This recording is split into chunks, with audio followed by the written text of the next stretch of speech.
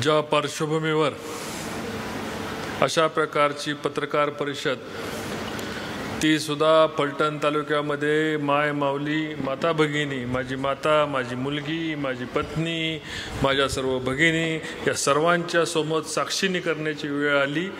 त्याचं कारण ज्या पीडित डॉक्टर भगिनींची या आत्महत्या झाली, त्यांचा जीव त्या ठिकाणी तळमळला, त्याचं कारण काय असेल?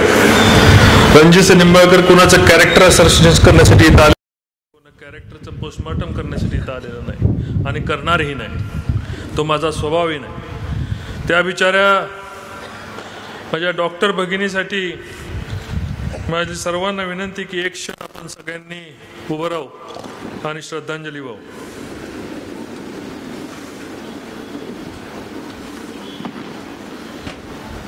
संपूर्ण महाराष्ट्राला दिसून द्या की फलटण तालुका कुठं चुकीचा तालुका नाही। माझी हजारोची जनता आज या ठिकाणी त्यांना श्रद्धांजली वाहते।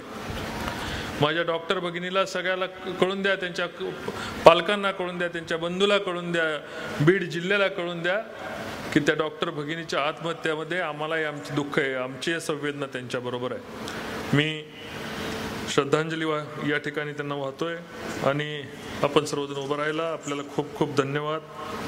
ओम शांती शांती। प्रथमतः या पत्रकार परिषदेचं स्वरूपाच्या पत्रकार परिषद चालू करण्याच्या पूर्वी पत्रकार बंधूंचं मी मनापासून या ठिकाणी स्वागत करतो। माझ्या हजारो भगिनी या ठिकाणी आलेल्या आहेत, त्यांचं स्वागत करतो। माझे सर्व बंधू या ठिकाणी आले, त्यांचे स्वागत करतो। ज्या माझ्या भगिनी सुषमाताई या ठिकाणी आल्या, त्यांनाही आपण निमंत्रण दिलं होतं। त्यांच्याविषयी जरी कोणी अपशब्द वापरले असतील, त्या माझी महाराष्ट्राची भगिनी आहे, मी त्यांची जाहीर व्यासपीठावरून मी त्यांची क्षमा मागतो। तो आपले संस्कार नाहीत, आपली संस्कृती नाही। आपण राजकारणामध्ये उतरल्यानंतर आपलं चरित्र हे लोकांचं चरित्र असतं, पब्लिक कॅरेक्टर असतं। लोकांना प्रश्न विचारायचा अधिकार असतो आणि तो कोणालाही आहे। मग हा प्रश्न विचारतोय, तो प्रश्न विचारतोय, याच्यामधून आपण मागं सरावं हा माझा स्वभाव नाही। म्हणून म्हटलं की ज्याला ज्याला आज प्रश्न विचारायचे त्याला कुणाला नाराज करणार नाही।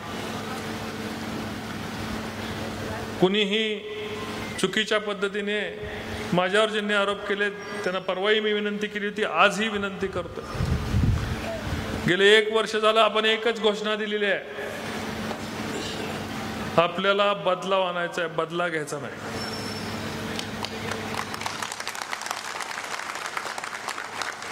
रणजित निंबाळकर बदला घेत नाही म्हणून तुम्ही माझ्या बरोबर आहे,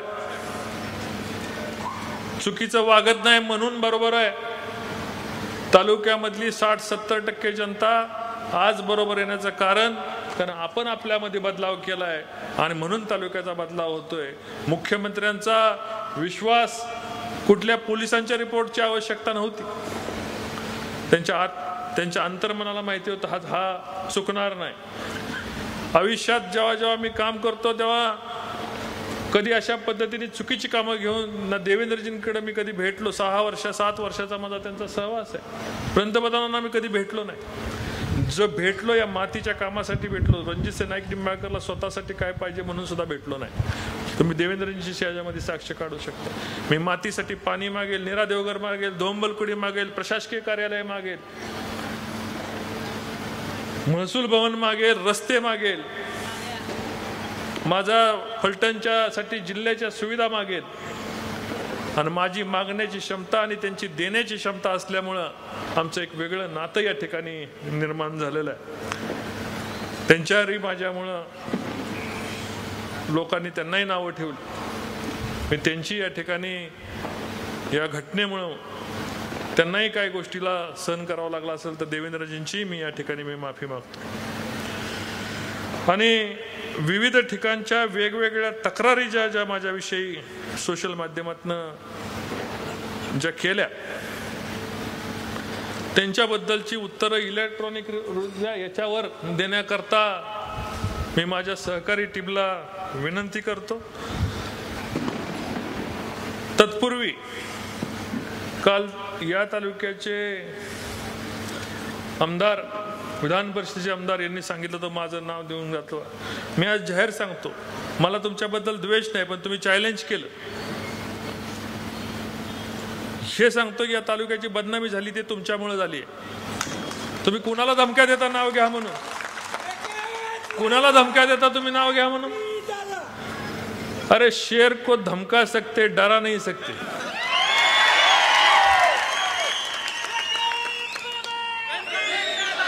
तुमच्या कर्तुतींचा पाडा वाचायचा असेल त्याला ही सभा पुरणार नाही, त्याला पुन्हा यशवंतराव चव्हाण हायस्कूलला जावं लागेल। बरोबर आहे ना? ती तीन वर्षापूर्वीची ऑडिओ क्लिप आहे, 2 ते 3 वर्षापूर्वीची। एक सुद्धा शब्द चुकीचा गेलाय का? ते ऑडिओ क्लिप मध्ये सुद्धा त्यांनी तोडून मोडून वापरली, जेवढं पाहिजे तेवढंच दाखवलंय। मी काय म्हणणं होतं ते दाखवलं नाही, पण त्या माझ्या भगिनीला माहिती नाही की माझ्याकडे पण त्याची क्लिप आहे, ती मी पूर्णपणे आज ऐकवणार आहे। दिगंबर आगवणे यांनी आपण स्वराज पतसंस्थेमधनं त्यांना 1 कोटी रुपयाचं कर्ज दिलं होतं। 60-70 लाख रुपये त्यांनी फेडल्यानंतर जेव्हा विधानसभेची निवडणूक झाली आणि दुसऱ्या दिवशी आम्ही जाहीर केलं की दिगंबर आगवणेची माझा संबंध तुटला, इथले फलटणचे सगळे पत्रकार या ठिकाणी साक्षीला, मी कारखान्यावर 2-3 दिवसामध्ये बैठक घेऊन सांगितलं होतं की दिगंबर आगवणेला परत जवळ करणार नाही। त्याची कारण आहेत, जो माणूस स्वतःच्या आम्ही ताकदीने लढलो, पण जो पैशासाठी कॉम्प्रोमाइज स्वतःच्यासाठी झाला म्हणून त्याच्यासाठी आम्ही तिथनं जाहीर केलं। दरम्यानच्या काळामध्ये, नंतरच्या काळामध्ये त्याला स्वराज पतसंस्थे मधून जे कर्ज दिलं होतं त्याच्या हप्त्यासाठी जेव्हा कर्मचारी तिथे गेले, आज भरतो उद्या भरतो, नंतरच्या काळामध्ये त्यांची गरमी वाढायला लागली आणि गरमी वाढायला लागून त्यांनी अॅट्रॉसिटी लावतो शिव्या द्यायला चालू केली। तेव्हाची ही त्यांनी त्यानंतर आपल्या तक्रारीनंतर त्यांनी एक तक्रार SP साहेब यांच्याकडे दाखल केली। याच्यामध्ये म्हणतायत माझे वडील नामदेव आगवणे यांच्यावर 226 कोटी रुपये कर्ज काढले, कुणाच्या सातबाऱ्यावर कर्ज काढलं नव्हतं। 226 कोटी रुपये हे साखर कारखान्यावर कर्ज काढलं होतं। साखर कारखान्याची मालमत्ता आणि माझी मालमत्ता तारण दिली होती। दिगंबरचे माझे संबंध होते, त्यामुळे त्यांच्या वडिलांची आणि बाकीच्यांची साखरवाडी इथली मालमत्ता सह तारण दिली होती आणि ती काढून पण दिली होती त्यांना। पण काढून द्यायच्या आतच एकाच ठिकाणी 3 बँकेचे बोजे त्यांनी चढवले आणि तिथून पुढे आमचा वाद चालू झाला।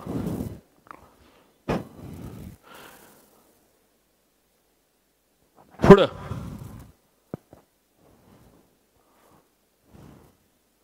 रणजित नाईक निंबाळकर यांनी 2013 मध्ये रणजित नाईक निंबाळकर चेअरमन यांच्या त्यांची पत्नी जिजामाला नाईक निंबाळकर यांना निवडणूक लढवायची असल्यामुळे सन 2013 मध्ये कर्ज काढले आणि आर्थिक वर्षामध्ये त्यांनी पतसंस्थे सोरवडीमध्ये त्या जमिनीचा वाद चालू असल्यामुळे माझ्यावर बोजा दिसण्यासाठी बोजा चढवला। रणजित निंबाळकर यांनी ती गहाण ठेवून 1 कोटी रुपयाचे कर्ज घेतले। त्या प्रकरणात माझ्या सह्या घेतल्या आणि कारखान्याने 59 लाख रुपये परस्पर भरले। सदर कर्ज प्रकरणात माझ्या सह्या असल्यामुळे रणजित नाईक निंबाळकर पतसंस्थेने 138 ऍक्ट प्रमाणे दावा दाखल केलेला आहे। ही तक्रार दावा दाखल केल्यानंतर आहे। पण ह्यात ते आगवणे काय म्हणतायत की 2013 मध्ये पंचायत समितीची निवडणूक लढवायचं असल्यामुळे ते कर्ज काढून मी त्यांना दिले। मी माहिती त्यावेळेस घेतली की मला कर्ज दुसऱ्याचं कर्ज काढून निवडणूक कधी लढवायला लागते, कारण आज सुद्धा महाराष्ट्रामधला सर्वाधिक जास्त टॅक्स भरणारा खासदार म्हणून मी होतो। तरी सुद्धा मी पंचायत समितीतनं दाखला घेतला। काय दाखला? ही दिगंबरची तक्रार आहे की मी कर्ज काढलं आणि त्यांनाच दिलं पंचायत समितीच्या इलेक्शनला।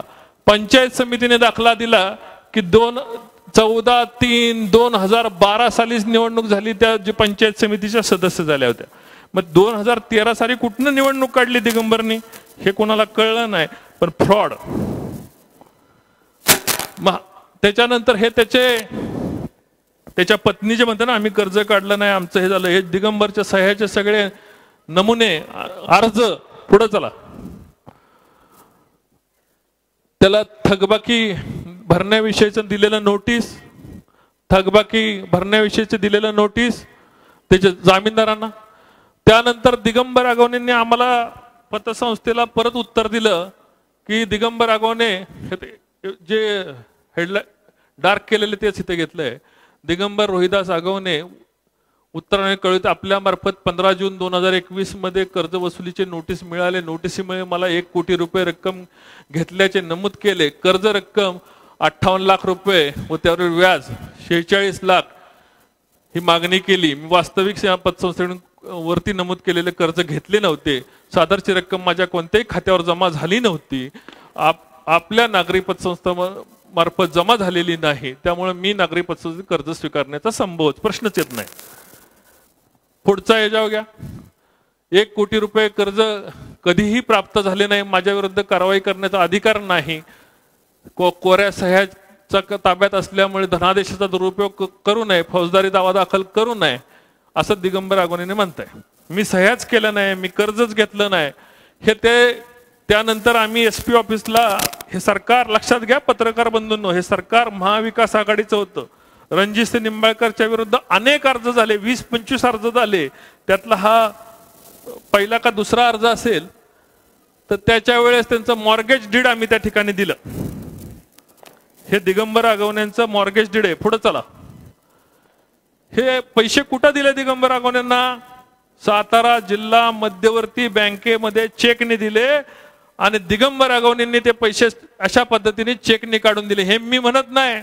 रामराजे नाईक निंबाळकर ज्या बँकेचे डायरेक्टर आहेत, त्या डायरेक्टर असणाऱ्या बँकेमध्ये हे चेक दिला होता आणि इथून त्यांनी टप्प्याटप्प्याने पैसे काढून दिले होते. मी पैसेच घेतले नाही. आता त्यांच्या खात्यातनं त्यांनी 5 चेकद्वारे पैसे काढून नेले. आम्ही नेऊ शकतो का? पुढं त्या पावत्या बँकेचं स्टेटमेंट आहे, सातारा जिल्हा मध्यवर्ती बँकेचं. पुढं मग यांनी न्यायालयात आमच्या विरोधात दावा केला. रणजितसिंह निंबाळकर संपूर्ण संचालक मंडळ की एक खासदार आहेत, हे ते अमकय तमकय, आणि मग माझ्यावरनं खोटं प्रकरण करतात, न घेता पैसे लादले म्हणून न्यायालयाने चौकशीच्या अंती 156(3) खाली तक्रार दाखल घेऊन तपास करावा असे आदेश दिले.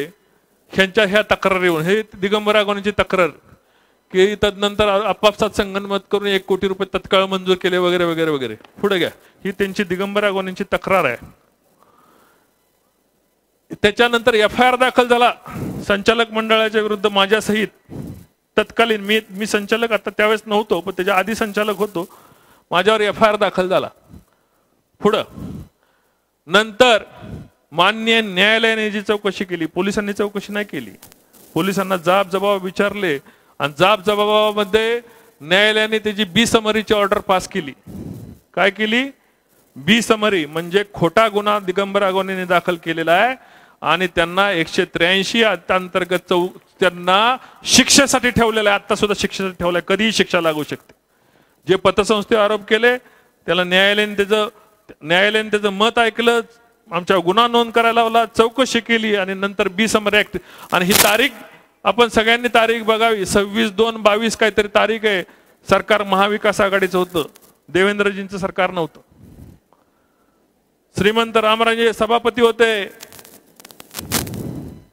पुढं ही ऑर्डर आहे. पुढं चला. ठीक आहे. बी फायनल ऍक्सेप्टेड, JMFC न्यायालय फलटण. पुढे चला.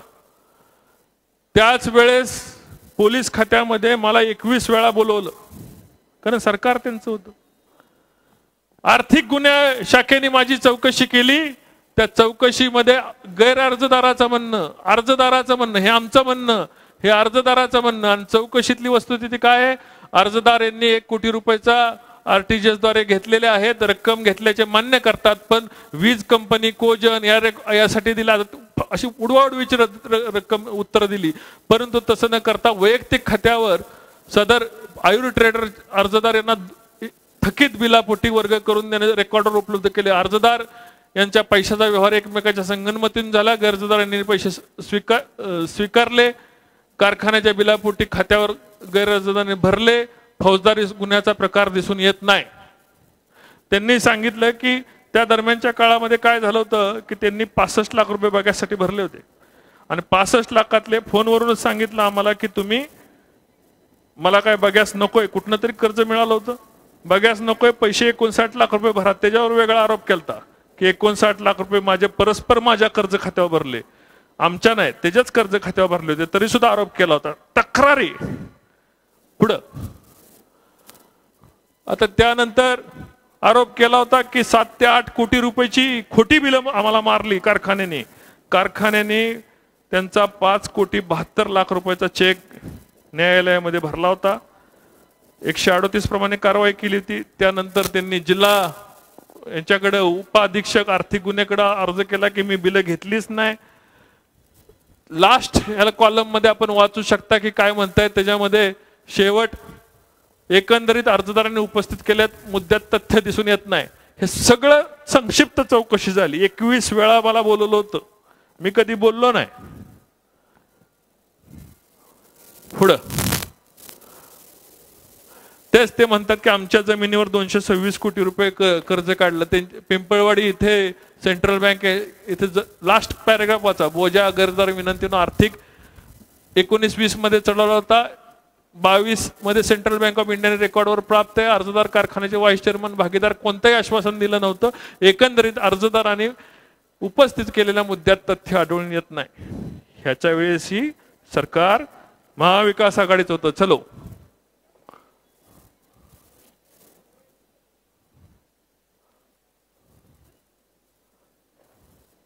आता जे कर्ज आम्ही त्यांना दिलतं ना ते त्यांच्या विधानसभेला जो फॉर्म भरला होता ना त्या फॉर्म मध्ये पण उपलब्ध होतं की मी कर्ज दिले किंवा त्यांच्या खात्यावरनं मला 2.5 कोटी रुपये आले। सगळे व्यवहार त्यांच्या विधानसभेच्या फॉर्म मध्ये होते, माझ्याही लोकसभेच्या फॉर्म मध्ये होते।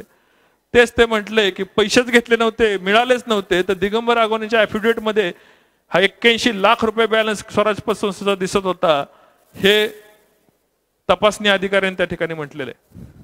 पुढं आता दिगंबर अगवणेंनी माझ्यावर आरोप काय केला हे सगळं टिकना।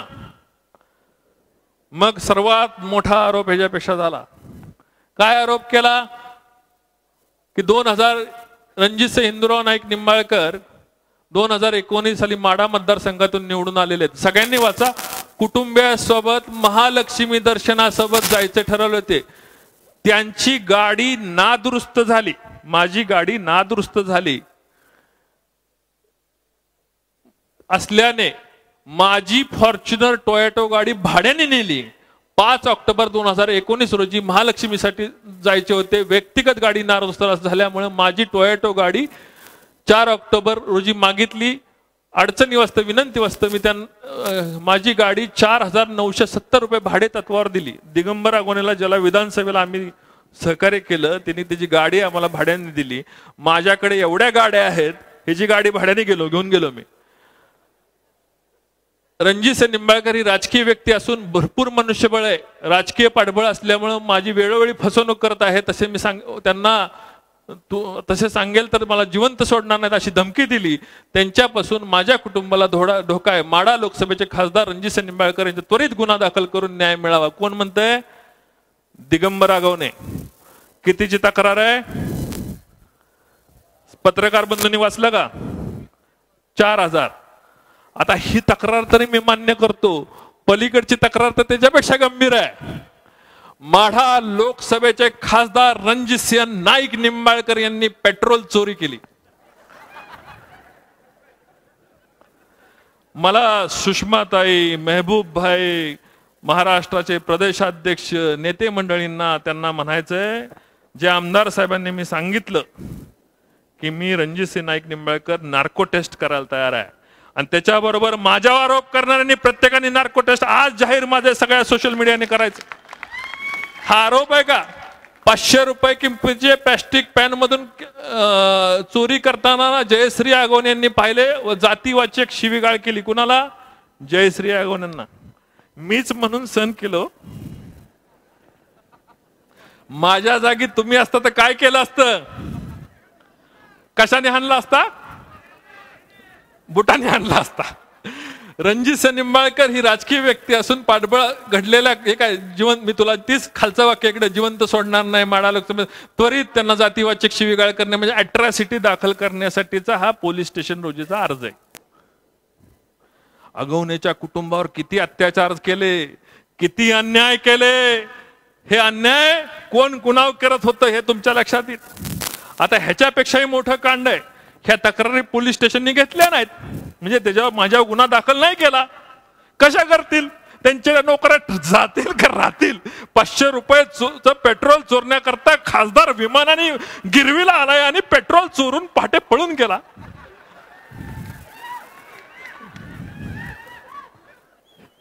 हे झालं नाही. हे झालं नाही म्हटल्यानंतर मास्टरमाइंड ऍक्टिव्ह झाला.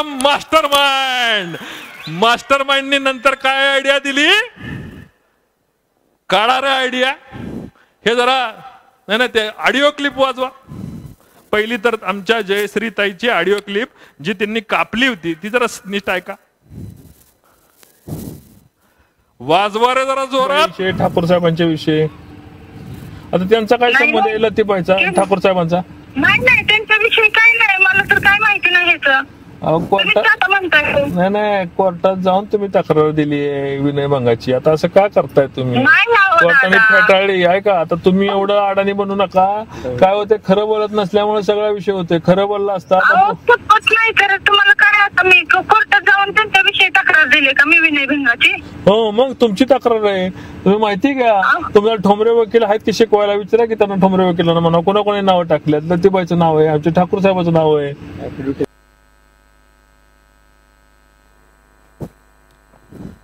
ही ती विनयभंगाची तक्रार. आरोपी नंबर 1 रणजित सिंह हिंदूराव नाईक निंबाळकर. आरोपी नंबर 2 जरा उठा. विनयभंग कुणी केला? मी जिजामाला नाईक निंबाळकर यांनी केला. हे काय आरोपी नंबर 2 कुठे आहेत? खाली आरोपी नंबर 2 ह्याच्यामध्ये या दिसत नसेल तर इथं जिजामाला नाईक निंबाळकर नाव वाचा. आणि हे ऑनलाईन उपलब्ध आहे. हे जे आहे ना हे ऑनलाईन उपलब्ध आहे की मी जिजामाला नाईक निंबाळकर यांनी अगवणे ताईंचा विनयभंग केला. त्याच्याबरोबर आमच्या लतीफबाईंच्या घरात लग्न होतं आणि आमच्या कारखान्याचे संचालक सर्व यांनी विनयभंग केला. आता कोर्ट त्यांना विचारत होतं की विनयभंग मी एकटा करेन, ह्या कशा करतील? मास्टर माइंडला आम्हाला दोघाला गुंतवायचं होतं. डोकं कसं चालतं बघा. आधी भुरटा चोर केला. मला बोललो तुम्हाला कधी मी मला भुरटा चोर केला? 5,000 रुपये भाडं दिलं नाही म्हणून अट्रॉसिटी केली. मी बोललो तुम्हाला कधी? काय सहन केलं मला. नंतर माझ्यावर जी मला दादा दादा ज्या क्लिप मध्ये म्हणते त्याच भगिनीने माझ्यावर विनयभंग केला. बोलायचं किती, रडायचं किती आणि लढायचं कोणासाठी? पैशासाठी माणसं जर इतकी माती मोल होत असतील, पैशासाठी माणसं माती खात असतील. आणि मला हे सगळे आरोप बघितल्यानंतर देवेंद्रजींनी म्हटले दादा तुम्हाला यावेळेस तिकीट देणार नाही. म्हटले तुमच्या मोठा खून दरोडा आरोप आला असता तर विचार केला असता. म्हटले तुमच्या भुरट्या चोरीचा गुन्हा हे इथं कुठे? हे विधानसभेत आहे, हाऊस मध्ये रेकॉर्डला आहे, तुम्ही जाऊन चेक करा. भुरट्या चोराचा आरोप माझ्यावर भुरटा चोर मला केला. आगे चलो रे यार. ह्याच्यावर प्रकरण थांबलं नाही. हे आता काल परवाचा व्हिडिओ आहे. ज्या ताई रडतायत हे कुणाच्या बंगल्यातनं बाहेर ते दिसतंय का? ईडी काय त्या ह्या तिन्ही भावांचा बंगला. यातून त्या ताई कशा बाहेर? जरा व्हिडिओ दाखवा इकडं. पूर्ण सुरुवात पासून चालू करा बरं. ही गाडी बाहेर आली. मुलगा पळत आला अगवण्यांचा. षडयंत्र कसं करतात, कोण करतं? ह्या अगवणे ताई पळत आल्या कारण दिसू नये म्हणून आणि बंगल्यात येते उभं राहिल्या. आता काय झाले? बारकी बारक्या पोरांकडे कॅमेरे आलेत. कोणतरी शूट करून पाठवते. आपण करतो का? कुणी जरी केलं. ही जेव्हा प्रकरण तापायला लागलं की अगवणी ताई म्हटलं रडणार, येणार, पोरींची आत्महत्या काढणार, आत्महत्या पण येणार आहे. हे कुणाच्या बंगल्यातनं हे वकील मंडळी सगळी कशी तक्रार करायचं, कसं रडायचं, हे कुणाच्या, ह्या 3 भावांच्या बंगल्यातनं आल्या बाहेर. तयार तयार करलं. एखाद्याची बदनामी, मगाशी वाक्य लिहिलं ना की योद्धा जर शरणगती येत नाही, शरणागती घेत नाही तर त्याला बदनाम करायचा. आणि 1 महिन्यापूर्वी रणजित निंबाळकर चांगला होता, हे संजय बाबा माझ्याकडे 2 वेळा आले, रामराजांचे 50 निरोप आले की आपण मनोमिलन करू. मी म्हटली कोथळाच बाहेर काढणार माझा.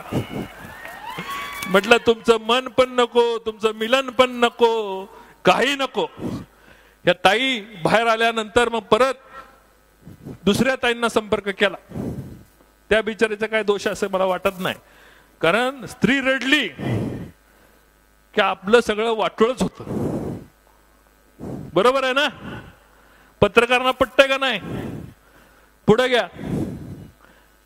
आता माझ्या लाडक्या ताईने माझ्यावर आरोप केलेत. किती 277 गुन्हे ऊस मुकदमावर, ऊस कामगारावर फलटण मध्ये लादले. ताईचा काय दोष आहे का यात? हाय का दोष? ताईला माहिती देणे कोणी दिली? मास्टर माइंडने माहिती दिली. ताईने माहिती तशीच घेतली, कारण समोर जसं सोशल मीडिया पत्रकारांनी माझी बाजूच उचलली नाही, डायरेक्ट मला आतंकवादी गुन्हेगार करून ठेवला, तसंच त्या ताईंनी आपलं जसं येईल तसं वाजवायला चालू केलं. येईल तसं वाजवायचं. आता ह्या 277 गुन्ह्यामध्ये फलटण मध्ये फक्त 37 गुन्हे आहेत. किती? 37. त्यातल्या 12 गुन्हे स्वराज कारखान्याचे आहेत, 10-12 गुन्हे श्रीरामचे आहेत, साखरवाडीचे आहेत, शरयूचे आहेत.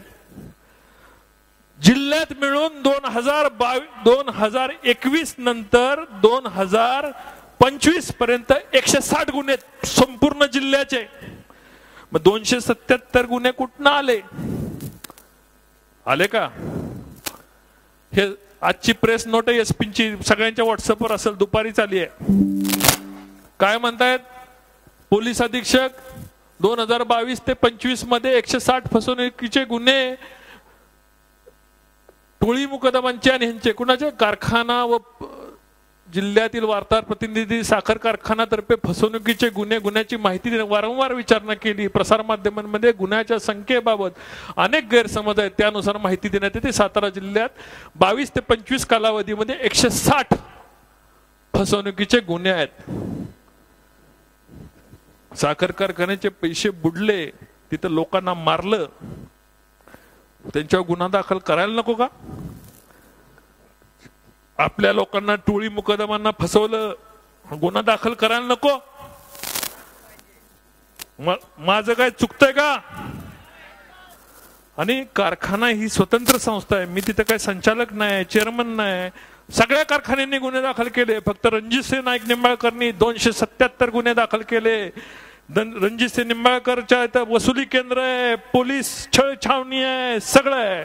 पण वस्तुस्थिती हे मित्रांनो, जो मित्र माझा जो बोलतोय त्यांनी माहिती घ्यावी. मला बोलण्याबद्दल, आरोप करणाऱ्याबद्दल, आरोपाला रणजितसिंह निंबाळकर घाबरत नाही, आणि गुन्हा केला तर शिक्षेलाही घाबरत नाही, पण जो गुन्हा नाही केला तर कुणाच्या बापाला घाबरत नाही. पुढे चला. हे बघा, कारखान्यांच्या गुन्हे फलटण तालुक्यामध्ये स्वराज कारखान्याचे 1 ते 5, तुमच्या दत्त इंडियाचे गुन्हे. पुढे चला. हे सगळे स्वराज, इतर फिर्यादी, श्रीराम कारखान्याचे गुन्हे, शरयू कारखान्याचे गुन्हे. हे काळे साहेबांची माहिती, फलटण शहर पोलीस स्टेशन. आगे चलो. आता ह्याच्यापेक्षा गंभीर प्रकरण समोर आलं. काय प्रकरण समोर आलं? बीड मध्ये ज्यांच्यावर आम्ही FIR केल्या, आम्ही समजा 10 लोकांवर FIR केल्या, फलटण मधनं त्यांना माणसं जाऊन भेटायला लागली की तुम्ही कारखान्यांच्या विषयावर आणि रणजितसिंह निंबाळकर गरम बट्टी लगाव तडका, कारखान्याचे मुकदम द्यायला लागले की रणजितसिंह निंबाळकरनी कसं मारलं, त्यांच्या लोकांनी कसं मारलं, पोलिसांनी कसं मारलं, मुंडेताईंनी त्यांना मदत केली, त्या बिचारी जी मयत झाली तिचा, आणि एकाही ह्या ज्या मुकदमांच्या विरुद्ध आम्ही तक्रार केल्या त्याच्या एकाही मुकदमाला, ज्या मुकदम बोलले त्याच्या एकाही मुकदमाला त्यांनी टेस्ट केलं नव्हतं. पण प्रत्येक मुकदम म्हणायचा मुंडेताई मला भेटली, मुंडेताई मला भेटली आणि मीच तो मुकदम. जय हरी. हे ते गुन्हे. आता हे भाऊसाहेब राठोड म्हणून एक व्यक्ती बोलला परवा बीडमध्ये, त्याच्यावर इतर ठिकाणचे गुन्हे किती आहेत ते काढले. ज्यांच्यावर आम्ही गुन्हे दाखल केलेत ते हबप नाहीत. सगळ्यांनी पत्रकारांनी बघावं. हे भाऊसाहेब राठोड तो जो बोलला त्याची ही परिस्थिती. मधुकर राठोड म्हणून त्याचा भाऊ बोलला, विमानतळात नेलं, पोलीस स्टेशन पासून उचलून विमानतळात नेलं आणि झाडाला उलट टांगून मारलं. मी 2-3 दिवस झालं पत्रकार परिषद घ्यायला मला उशीर झाला. म्हणजे विमानतळात झाड शोधत होतो मी, कुठे झाड विमानतळात झाड नाही. आणि ह्या बिन झाडाचा मुकदम उलटा टांगला आणि तो म्हणतो की मला मारलं. अरे वार पट्या. त्या भाऊसाहेबच्यावर किती उभं. शिवाजी गरकळ नावाचा एक वयस्कर मुकदम. मी होतो, मला अस्वस्थ वाटायला लागलं. मुंडेताईंनी मला आधार नेला आणि पोलिसांनी मला घेऊन गेले. त्याच्यावर इतर कारखान्यांचे गुन्हे किती आहेत तेही बघा. हे सर्टिफिकेट आहेत, तोंडी बोलत नाही. कुणी सह्या केलेल्या रिमांड रिपोर्ट मधले सर्टिफिकेट, याच्या मुंडेंच्या सह्या नाहीत. बीडकरांना मला तुम्हाला सांगायचंय, मुंडेताईंनी ह्या मुकदमांचा आमचा काय संबंध नाही, त्याच्यावर सह्या केलेल्या नाहीत. मुंडेताईचा काही यामध्ये विषय नाही. तुम्हाला भडकवलं जातंय, तुम्हाला चिडवलं जातंय. आता हे मुकदम का चिडल्यात? कारण ह्यांचे आरोप सिद्ध झालेत. ह्यांना लाईफ लागणार आहे, लाईफ. 15 वर्ष शिक्षा लागणार आहे. किती? 15 वर्ष. मग साहजिक आहे ना, 15 वर्ष शिक्षा लागणार असेल तर आता रेटून खोटं बोलतात. कसं खोटं बोलतात एकदा बघूया आपण. चलो आगे. आता हा व्यक्ती बघा, चालू करा. विमानतळावर नेऊन मला मारणाचं मारलं. आज बी माझा मनका हा काम करीत नाही. कारण का आता कशाने मारहाण करत ते मला झाडाला बांधून वरून खाली मानेवर सोडित होते आणि परत लाता बुक्या काट्या आणि ते ह्याचे मोटरसायकलचे हे होते, शॉकअप होते हो साहेब. अशा पद्धतीने मला मारहाण केली. विमानतळावर झाड शोधून दाखव आणि विमानतळाच्या भिंतीला लागून दिवाणी न्यायालयाची भिंत संपती की पोलीस स्टेशन आहे. ह्या पट्ट्याला दिवसा नेलाय, लटकावला विमानतळामध्ये झाडामध्ये, दिवसा मारला. आणि मधुदीप बंधन झाल्यानंतर निसर्ग राहिलं होतं, निसर्गावर नेऊन ठेवला. म्हटले अरे मारला तर तुला निदान बाहेर नेऊन ठेवत्याल, एक्झिक्युटिव्ह हॉटेलमध्ये कसं कोण नेऊन ठेवल? निसर्ग बदनाम, दिवाणी न्यायालय शेजारी आहे. हे महाशय काय म्हणतात बघा. मला पोलीस स्टेशनला घेऊन गेले. पोलीस स्टेशनला नेल्यानंतर पुन्हा दवाखान्यात नेलं. आपल्या मुंडेताई आता हे काल आपल्या बीडला जी घटना घडली त्या ताईने तपासलं मला. मग ते म्हणून त्या PSI ओळख करून दिली, हे बीडच्याच म्हणले हे बी. मग ओळख करून दिल्यावर मग दिली तपासून, BP तपासून आम्हाला ते त्यांचं ते लेटर दिलं आणि ह्याला पोलीस स्टेशनला नेऊन आम्हाला 3 दिवसाचा PCR दिला. तुमच्या वेळेला असं घडलं होतं का की तुमचा जो BP आहे किंवा चांगला वेगळा रिपोर्ट द्या असं काही बोलले होते ते मॅडमला? नाही, माझा BP चांगलाच होता, त्याच्यामध्ये याचा काही प्रश्न नाही. तुमच्या समोर कधी घडलं होतं असं की वेगळा रिपोर्ट घेण्याच्या संदर्भात? नाही, माझ्या समोर नाही, पण मॅडमची माझी ओळख झालेली आहे. त्यांच्याशी संवाद झाल्यावर नंतर कधी बोलणं झालं तुमचं त्या डॉक्टरचं की असं काय तिथं होतं? नाही झालं ताई संग बोलणं. माझं 2 वेळ झालंय, पण नंतर माझं नाही बोलणं झालं. ह्यांनाही मुंडेताई भेटल्या. एक तर मुकदमा अजून दाखवायचा आहे, तर 2021 मुंडेताई 23 मध्ये आल्या, ते 2021लाच भेटल्या त्यांना. मास्टर माइंड जोरात आहे हो. पुढे घ्या. ह्यो माणूस इतका हरामखोर आहे मी रणजित दादा. हा हरामखोर आहे. याच्या अगोदर मी फलटण शुगरला म्हणजे हनुमंतराव पवार होते चेअरमन. त्या टायमाला त्यांचा दुसरा गावात कारखाना आहे, तिथं मी 10 वर्ष काढलेले तो. त्या हनुमंतराव पवाराचा सुद्धा ह्या माणसाने काटा काढलेला आहे. ते आपण लय किरकोळीत. हा, माझ्या समोरची गोष्ट आहे. हनुमंतराव पवार त्या भागातला होता. ऍक्सिडेंट मध्ये गुंडाळ लावून ऍक्सिडेंट मध्ये त्याचा काटा काढला. मी त्यावेळेस सायकली फिरत होतो, 17 वर्षाचा होतो.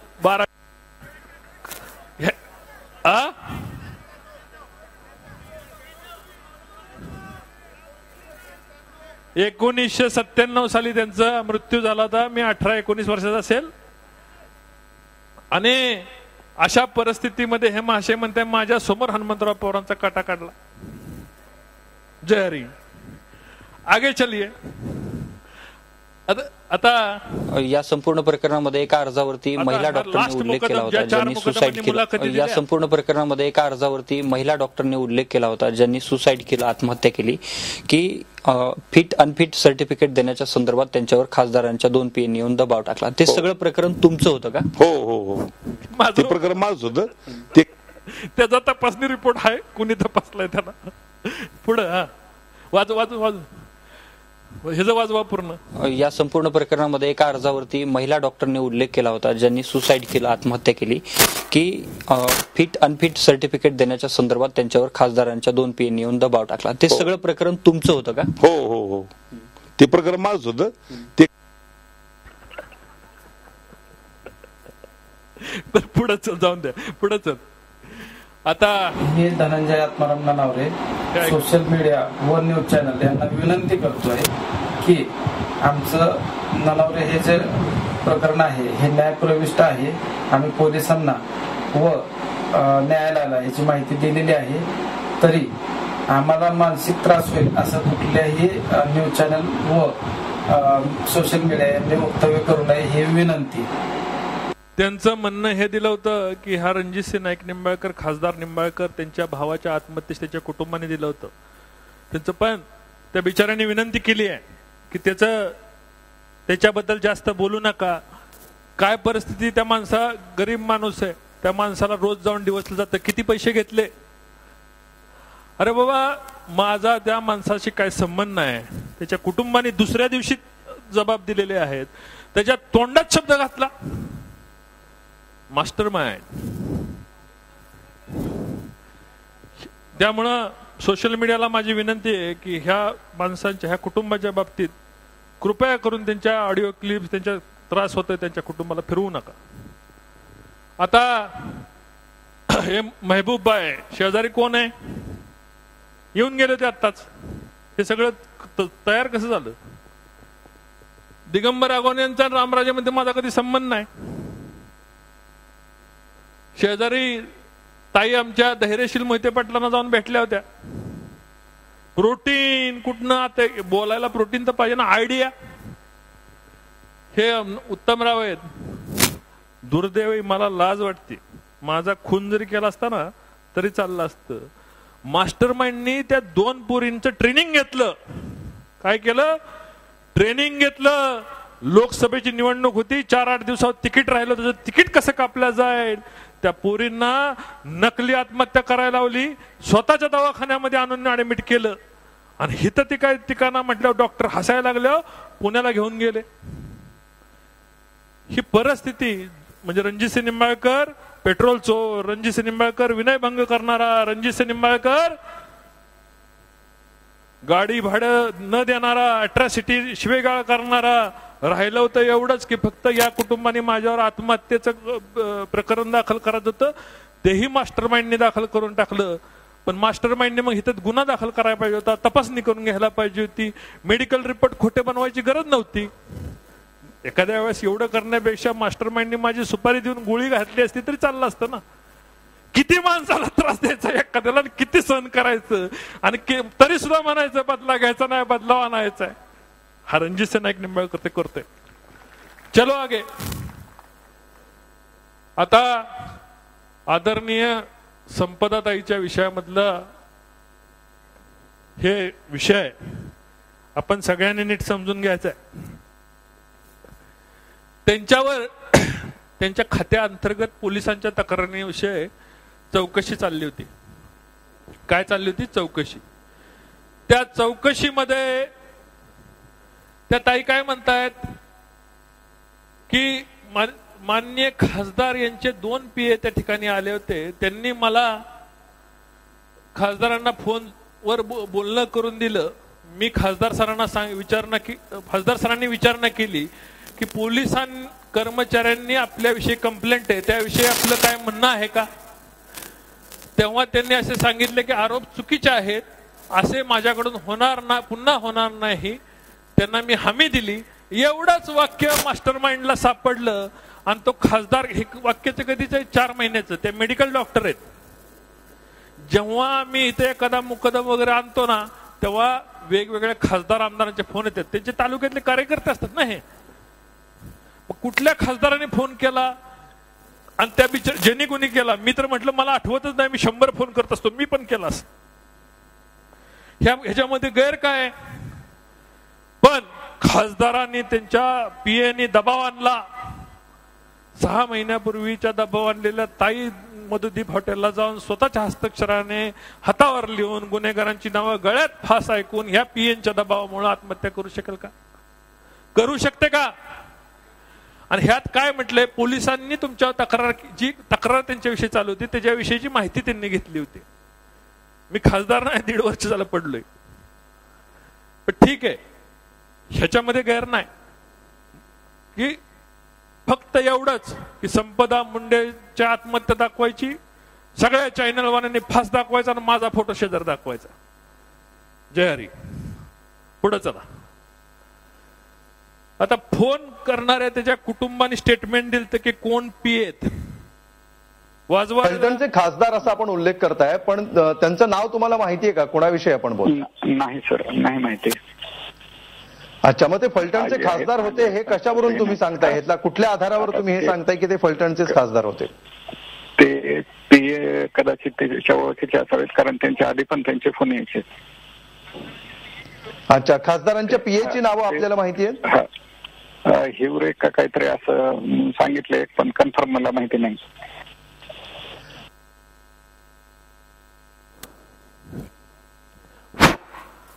हिरवे काय संबंध आहे?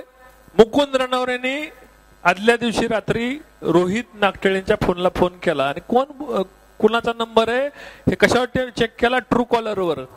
ही त्याची मिस कॉल पडलेला, ही त्याची डायल हिस्ट्री. रणजित निंबाळकरला काय येडा समजता का? दुसऱ्या दिवशी पांडुरंग गुंजवटे, पांडुरंग हरी, पांडुरंगाने तेच केलं. काय केलं पांडुरंगाने?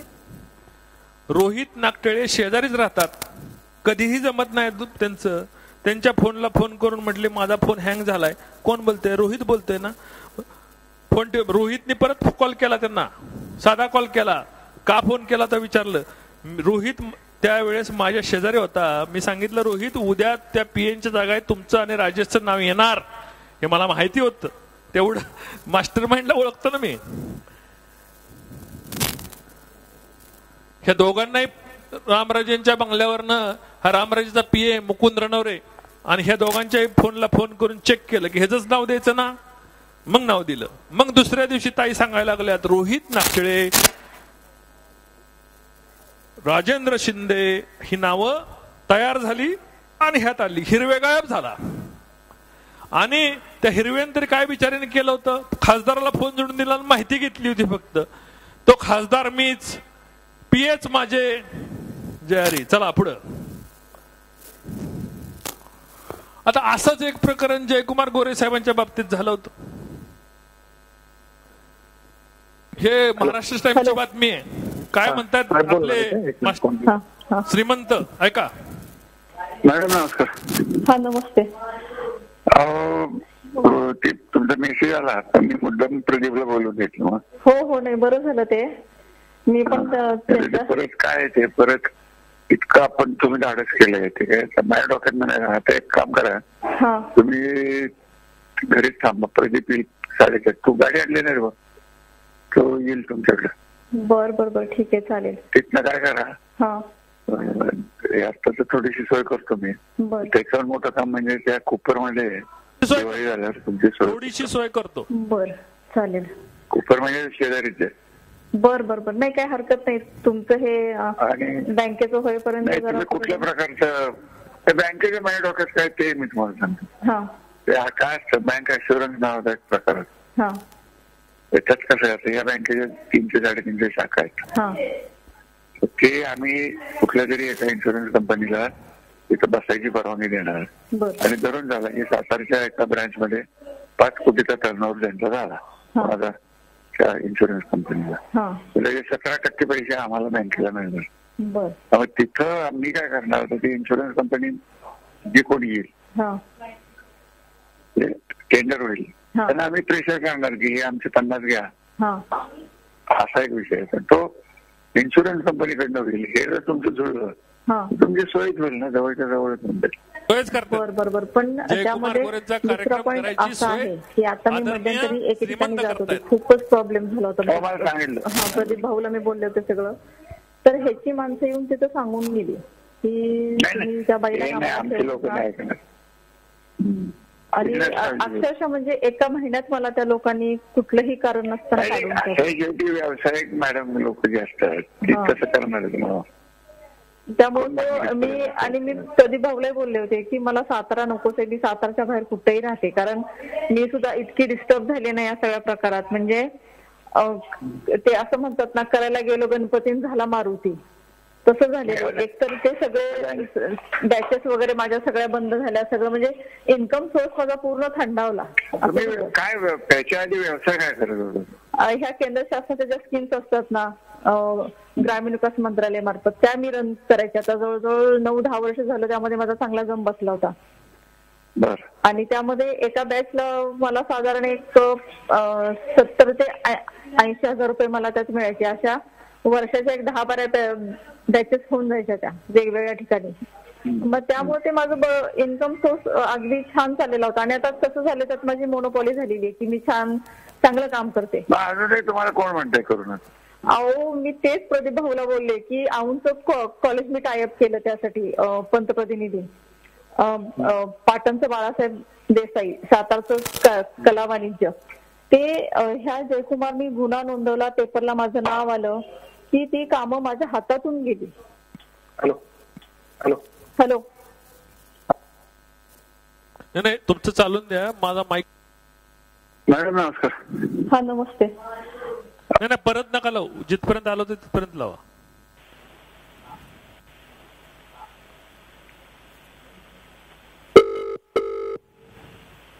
दुसरी. हॅलो चला मंडळी, एक पण बोला. चला पत्रिका असल्या तर लवकर द्या. चला परत तारीख एवढ्यात मिळणार नाही, मला वेळ नाही, मी आज 2 दिवसांनी येईन तेव्हा परत तारीख. हॅलो मोहिते बोलते मी सातारावरून. बोला. मी आता घारगे काकांच्याकडे जाऊन आले, तर ते म्हटले तू फोन कर, मी त्यांना बोललोय म्हणून. तर मग हो आम्ही दोघं मिळून करू ना. मला तुम्हाला काय पाहिजे?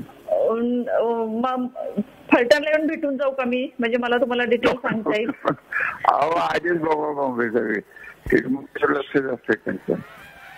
मला ना ते कॉलेजला ती स्कीम एक रन करायची आणि त्यामध्ये मला चांगले पैसे मिळतील.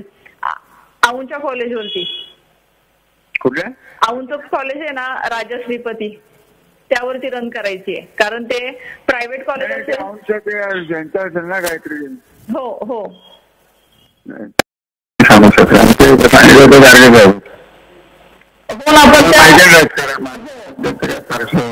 सांगितले पण ते थोडं अवघड होईल. हो नाही ते आहे माझ्या कानावरती आणि त्यांच्यावरून फक्त काय मान्यताच मिळेल, पण बाकीचं सेटअप वगैरे लावायला किंवा गव्हर्नमेंटला जे पाठवायचे जे आहेत पैसे वगैरे, तर तो सगळ्यात मोठा मेन प्रॉब्लेम आहे. म्हणून मी काकांच्याकडे पण गेले होते. स्कीम तर चालू करा कुठं. हा मग तेच ना. हो ना, पण हे सुरुवातीला हे जर गव्हर्नमेंटचं वगैरे सगळं पाठवलं ना तर माझं साधारण 1 महिना 1.5 महिन्यात काम सुरू होईल. बसलोय मी अक्षरशः. म्हणजे तुम्हाला पहिल्याने पैसेच पाहिजे. हा हा करतो मग कुठं करतो. आणि किती दिवस लागतील? म्हणजे माझं ना तुम्हाला मी खरं सांगते, कागद तयार करून ठेवा. माहिती आहे मला मागचं जयकुमार कसा कार्यक्रम लावला होता बघा मास्टरबाईंनी. आम्ही बघू, घाबरू नका एवढा विषय. नाही नाही नाही, तुम्ही दोघं असल्यावर मी नाही घाबरत. आले काय खरं ते तुमच्या तिथं कुकरमध्ये नाही ना झालं. आणि मी एका जॉबवरती कोणाचं तरी झालं ना मला. नाही झालं, त्याचंही नाही झालं, कोणाचंच नाही. त्यामुळे तर खूप प्रॉब्लेम. आणि ही स्कीम तो ENTC झालेला आहे, डिप्लोमा झाला त्याचा सातारा पॉलिटेक्निकला. त्याला भेटायला पाठवता का? हो पाठवते. फलटणला मी या आठवड्यात नाही, 2 दिवस वगैरे. 12ला बघा मी 12 तारखेला का? बर चालेल, पाठवते. त्याचं कुठंतरी झालं ना तर बरं होईल. सगळे देवराज मोहिते. पुतण्या आहे तुमचं? नाही, भाच्याच आहे, भावाचा मुलगा. बरं, ठीक आहे ठीक आहे, ओके. मग आता मी घाडगे काकांना काय सांगू? ते म्हणले मला फोन कर. मला झालं बोलणं, करून सांगा काय करायचं म्हणून एवढं सांगितलं, एवढं सांगा. बर बर बर, चालेल, ठीक आहे. मी तुमची खूप आभारी आहे. आवाज कोणाचा आहे? मी तर ओळखत नाही आवाज. आवाज मला ओळखायला आला नाही. पत्रकार बंधूंना आवाज ओळखायला आला का? मास्टर माइंड महिलांच्या मार्फत कसं कार्यक्रम करते? ताई, तुम्हाला ओळखायला आला का? आवाज कोणाचा आहे हा? आला का? जोरात बोला, मी स्टेजवर ऐकाय ना मला. रामभाऊ आगे चलो. आता मी म्हणत नाही बरं का, सुषमा ताई सांगणार आहेत आपल्याला की हे आरोप आणि हे डॉक्युमेंट हे सगळं कोण कोण पुरवतंय. मी नाही सांगणार. चलो.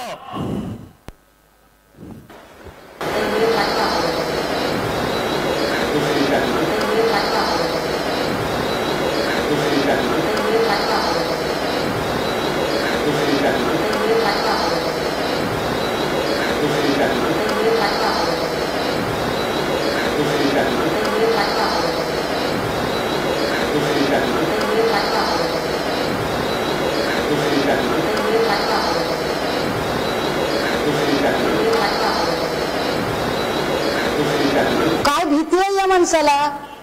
ह्यांची भीती आहे. कुणाचं आहे ना? मी नाही सांगत आहे. ताई, जरा सांगा कोण करतंय फलटणची बदनामी? मागणं आवाज आला पाहिजे. हा समोर उभा असणारा 500 रुपये पेट्रोलचा चोर कुणी निर्माण केला? हे सुषमाताई आहेत. सुषमाताई, आम्हाला तुम्हाला तुमच्याबद्दल काय बोलायचं नाहीये, पण दुर्दैवाने तुमच्या मोबाईल मधून जे काय फलटणकरांना दिसायचं होतं ते दिसलेलं आहे. आगे चलो. आणि सगळी शस्त्र दर दसऱ्याला पुजणार आहे. एक सुद्धा शस्त्र बेकायदेशीर नाहीये. ताई, काळजी करू नका. सगळ्यांची माझ्याकडे स्पेशल लायसन्स आहे. रणजित निंबाळकर जुनी शस्त्र बाकी शस्त्र करण्याकरता विशेष लायसन्स धारण करतोय. आता माझा कॉमेडी शो करू नका म्हणजे झालं.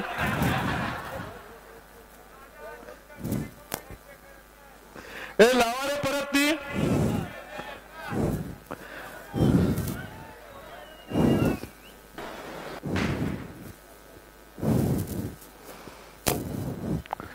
न्यूज 18 ला बघायचं आहे.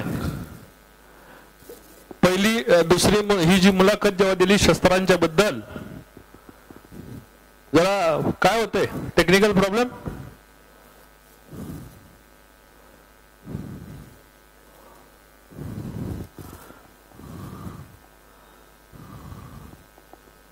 अरे, सुरुवात नाही करायची, शेवटाकडे निघालोय आपण. आता एकदा ह्या भस्मासुरांचा शेवट करायचा आहे.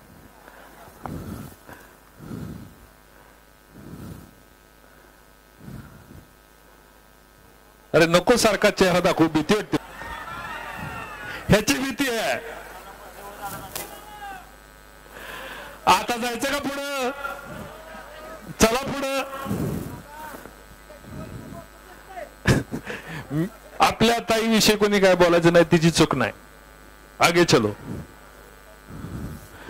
मी चांगला एंटरटेनमेंट शो करू शकतो अशी मला वाटायला लागलेली. धंदा बदलायचा काय? बघा, तुम्ही जर मला जवळ नाही केलं तर मी इंडस्ट्री चेंज करून दुसरीकडे जाईन. आता काल ते म्हणाले होते की ह्याला 96 कुळी असल्याचा अभिमान आहे. हाय 96 कुळी ओरिजिनल नाईक निंबाळकर, काय शंका आहे का? 1200 वर्षाचा इतिहास खाली येतोय आणि डुप्लिकेट नाही, मिक्स नाही, काय नाही काय नाही, ओरिजिनल 96 कुळी आहे. हाय तर हाय, कशाला चिडताय? आगे चलो. दत्त, नाही मला काय बोलायचं नाही. हे जे संभाजीराव जे आमच्या मूळ ते बन्यासाहेब म्हणजे माझे पंजोबा निळकंठराव धन्यांच्या वडील रघुनाथराव हा त्यांचा पुतण्या म्हणजे मालोजीराजे, म्हणजे माझ्या आजोबाचे मालोजीराजे. तिकडे इकडे घ्या. माझ्या आजोबाचे मालोजीराजे कोण आहेत? तिकडून आलेत, आमच्या घरात आलेत. कोण आलेत? इथं मालोजीराजे दिसत आहेत का? इथे आहेत मालोजीराजे. कोण आहेत हे? माझ्या आजोबांचे सख्खे चुलत भाऊ मालोजीराजेंचे वडील आणि माझे पंजोबा हे सख्खे भाऊ आहेत. हा निंबाळकरच नाही, नाईक निंबाळकर नाही. आसूला गेलं की शिवरूपराजांना म्हणायचं शेवटी घर आमचं आहे, करमाळ्याला गेलं की म्हणायचं हे मलठणचं आहे, आमचा काही संबंध नाही. एक ठिकाणी कुठंतरी एकत्र येऊन द्या. पण मी ओरिजिनल आहे. चला पुढं.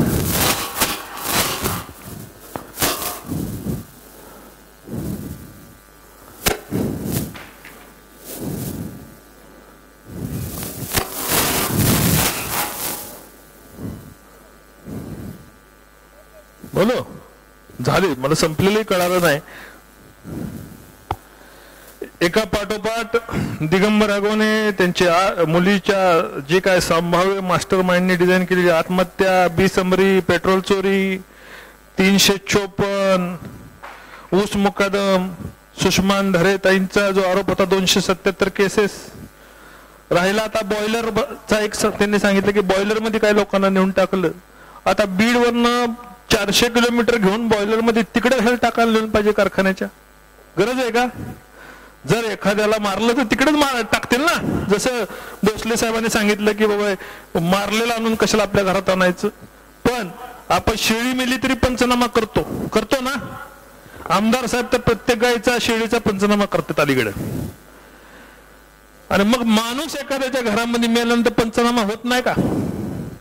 असा कुठली कथा ऐकली का बॉयलर मध्ये टाकलं वगैरे? आणि हा बॉयलर आमची कंपनी चालवत नाही, थर्मॅक्स नावाची कंपनी चालवते. स्टीम आम्हाला काढून देते.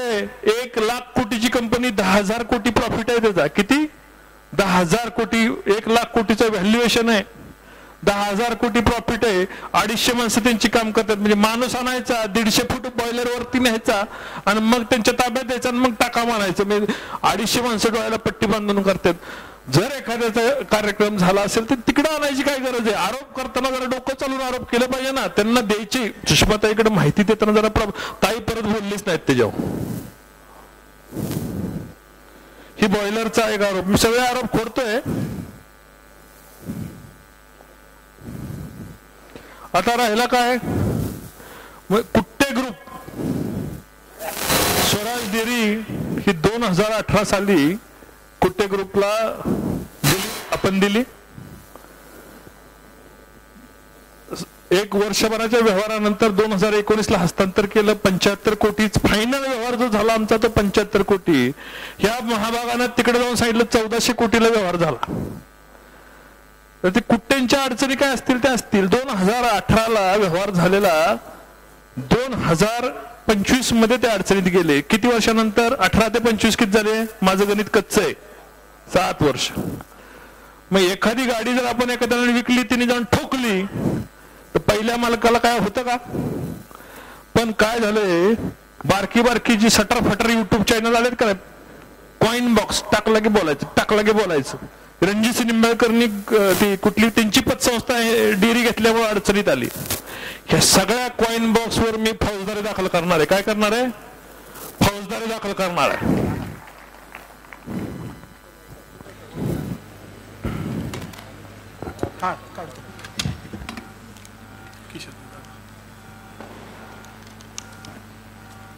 किती बदनामी करायची, काय करायची, किती सहन करायची लिमिट आहे.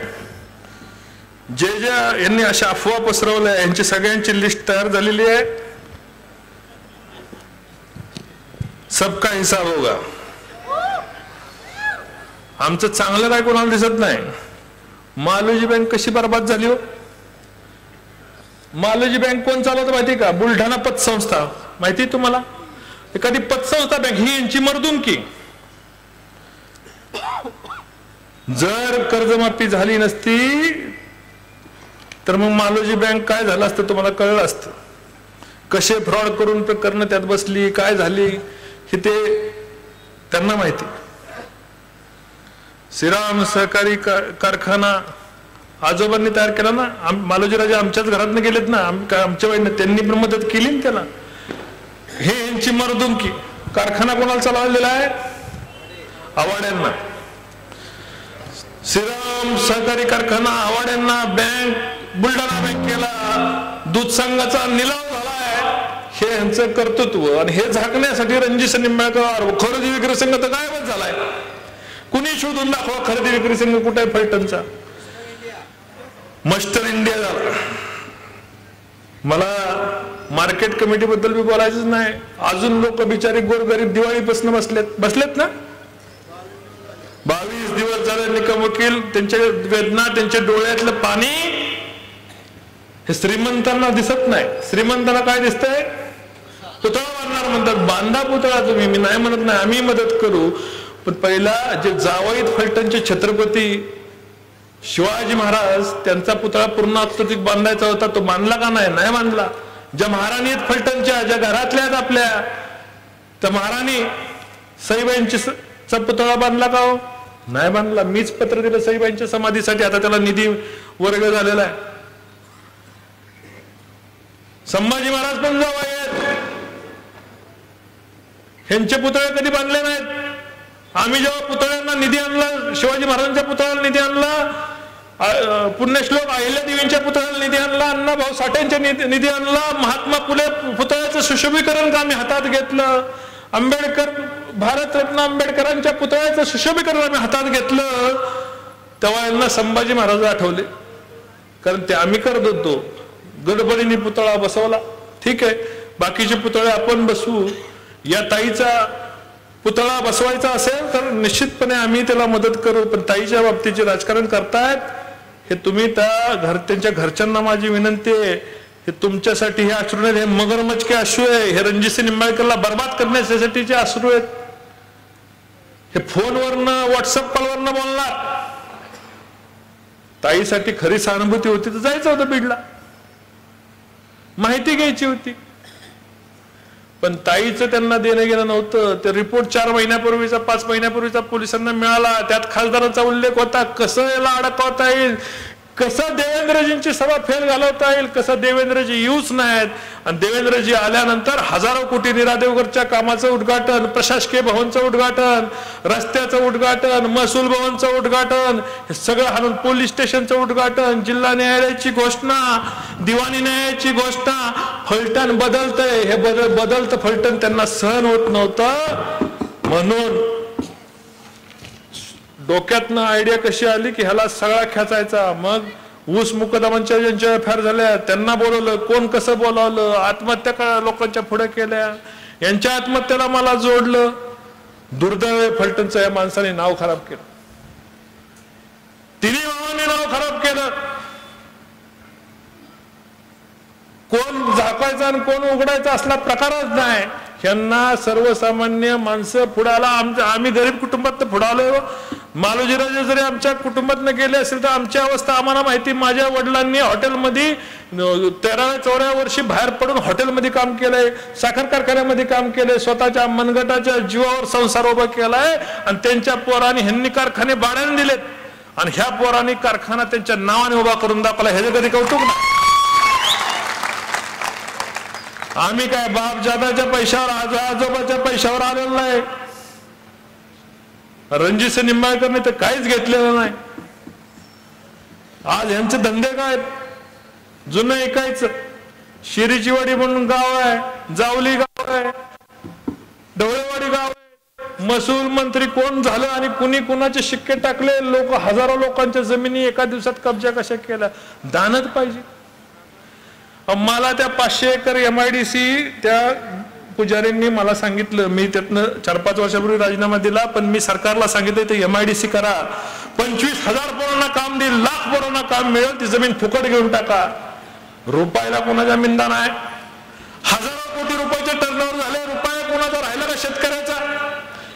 मी गप्प बसतो. बिलं मिळत नाही म्हणून सांगतात. मी कधी बोलायला जात नाही, कारण नुसते घाणच बाहेर निघते तोंडातनं, चांगलं कधी निघतच नाही. कशाला सारखं बोलायचं?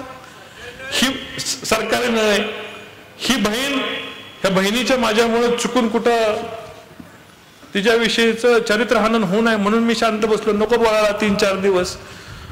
पण जे तिथं गटार चालू झालं ते बंदच होईना. म्हटलं आपल्याला आता उत्तर द्यावं लागेल, नाही तर लोकांच्या मनामध्ये आपल्याविषयी संशय होईल, भले महाराष्ट्र सरकारच्या नाही.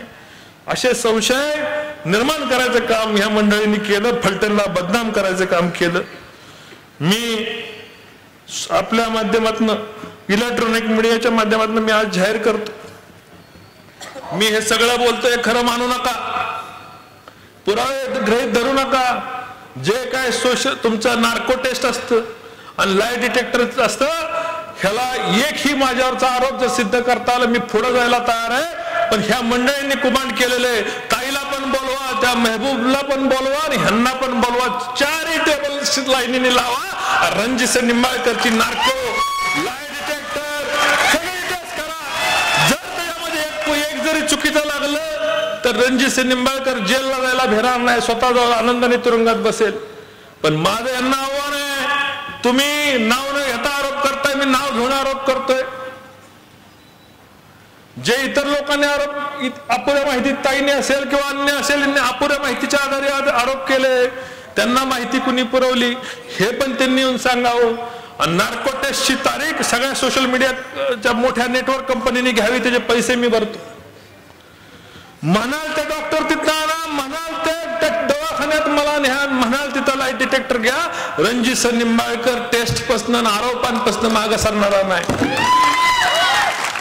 माझं जाहीर आव्हान आहे, तारीख सोशल मीडिया नेटवर्क मोठ्या कंपनीने, मोठ्या न्यूज चॅनलवाल्यांनी करायची. आणि ह्यात आरोप झाले, या संपदापासून ननावऱ्या कुटुंबापर्यंत सगळ्यांच्या माझा काय संबंध होता का लाईट डिटेक्टर करायचं? आरोप कुटुंबांनी जे आरोप केले त्याच्याबद्दल लाईट डिटेक्टर करायचं. आणि ह्या सगळ्यांना माझ्याबरोबर लाईट डिटेक्टर करायचा, नुसतं आरोप करून बेळात जायचं नाही. समोर येऊन लाईट डिटेक्टर मध्ये खरे आरोप पुरावा देऊन खरं म्हणून सांगायचं काम आता करायचं. पैसे रणजित निंबाळकर भरायला तयार आहे. माझ्या मुख्यमंत्र्यांनी मला क्लीन चिट दिली, ही क्लीन चिट ही माझ्या चरित्र बघून दिलेली आहे. आणि त्यांच्या क्लीन चिटला सुद्धा अडचण नको, होऊन जाऊन द्या नार्को टेस्ट, होऊन जाऊन द्या light detector test. Ranjit Nimbalkar तयार आहे, तुम्ही कुणाला घाबरणार नाही. माझ्या भगिनी या ठिकाणी उपस्थित, माझी बहीण या ठिकाणी, माझी आई या ठिकाणी, माझी पत्नी या ठिकाणी, माझी मुलगी या ठिकाणी, माझे भाऊ या ठिकाणी. कशाला घाबरायचं? घाबरू का मी? मग जायचं ना लाईट डिटेक्टर आणि याला नार्को टेस्टला पुढं बोलवा यांना. माझं जाहीर आमंत्रण आहे, कधी येत आहे? आता जर ह्या माणसांनी लाईट डिटेक्टर चाचणीला पुढे नाही आले तर ह्यांचं करायचं काय? काय करायचं? मी असं काय म्हणणार नाही. तुम्ही जे काय करायचं ते तुम्ही ठरवा. पण आज या ठिकाणी लाईट डिटेक्टरची, ओपन लाईट डिटेक्टर सगळं सीसीटीव्ही मध्ये, मुंबईमध्ये भर चौकात असं स्टेज लावून नाईट लाईट डिटेक्टर घ्यायची आज हिंमत होती म्हणून समोर सगळ्या मीडियाच्या समोर आलो. ह्या बांधवांनाही सांगणार, यार काय विचारायचं ते विचारा, तुम्हाला काय विचारायचं ते विचारा. मी कुठल्याही उत्तराला घाबरत नाही, कुठल्याही प्रश्नाला घाबरत नाही. आणि ह्या मंडळींना रोज विचारा, आता कधी लाईट डिटेक्टरला येत आहे, नाही तर जाहीर माफी मागा.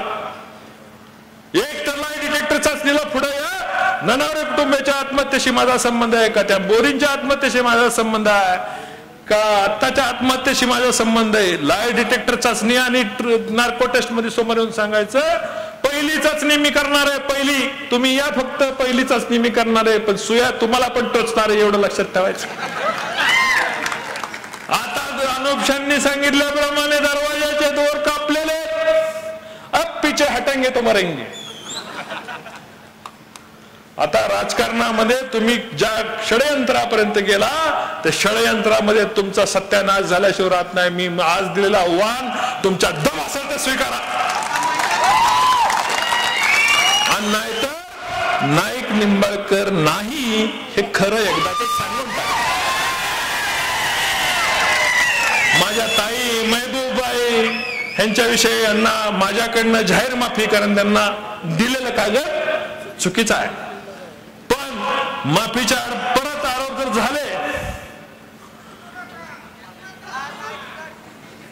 तर कुणाला कुठं पाठवायचं मी असाही बदनाम झालोय तसाही बदनाम झालोय. बरोबर आहे ना? सांगतात ना 277 केसेस करतात, आता 277 केसेस करून दाखवतो. आणि सगळ्याचे पैसे, वकिलांचे पैसे भरण्याची ताकद परमेश्वराने माझ्याकडे दिलेली आहे. बरोबर आहे? तुमचं समाधान झालं का? तुमच्या चाचणीत पास झालो का? तुमची शंका आहे का? नक्की नाही ना? मग हात वरती करून सांगा मग आमची शंका नाही. मीडियाला माझी विनंती, जरा कॅमेरा फिरवा. मीडियाला माझी विनंती, जरा कॅमेरा फिरवा. या माझ्या माय माऊलीची, माझ्या भावांची, माझ्या वडिलांची, माझ्या आईची, माझी कुणाची शंका नाही, माझ्या पोरीची शंका नाही ना शंका. मग आता मीडिया मला प्रश्न विचारेल, जे प्रश्न मला विचारेल त्याचं उत्तर मी देणार आहे. तुम्हाला ज्यांना प्रत्येकाला विनंती आहे की शांत चित्ताने ऐकून घ्यायचं. मीडियाला मला सांगायचंय की फक्त एकच विनंती आपल्याला सगळ्यांना या ठिकाणी करायची की एक प्रश्न कोणी विचारला तर दुसरा प्रश्न त्याने तो विचारू नये, तो सोडून प्रश्न विचारा, एवढीच विनंती आहे. बाकी जो दिल में हो पूछ लो. परत मला नाही पाहिजे छातीमध्ये की विचारलं नाही. आज तुमची छाती मोकळी करून जे पाहिजे ते विचारा. जय हिंद, जय महाराष्ट्र.